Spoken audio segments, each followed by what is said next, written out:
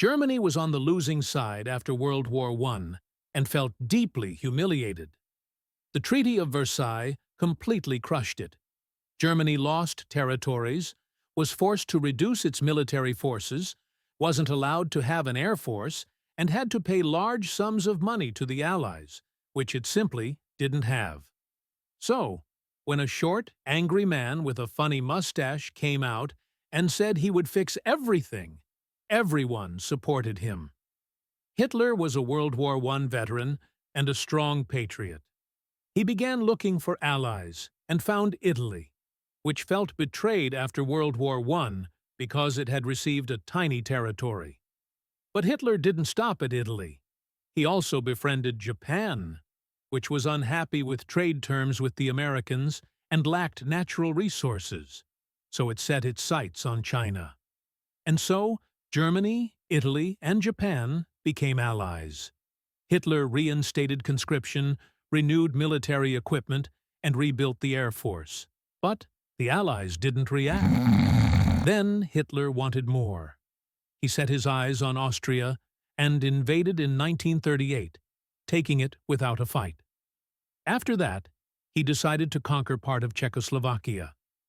The Allies stopped him and forced him to sign an agreement promising not to take the rest of the country.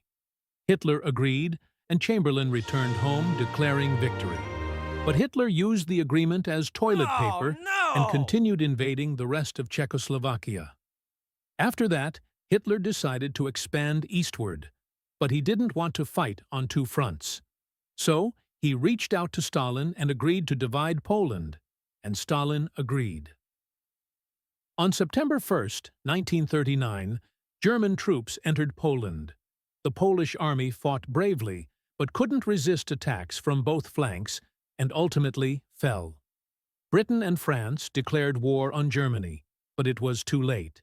They had given Hitler enough time to strengthen, and he became so powerful that he managed to conquer France.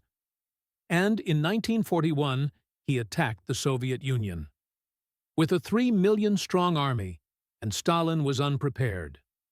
Massive casualties followed, and the Eastern Front became the bloodiest theater of war. Hitler achieved unbelievable success and soon reached the outskirts of Moscow.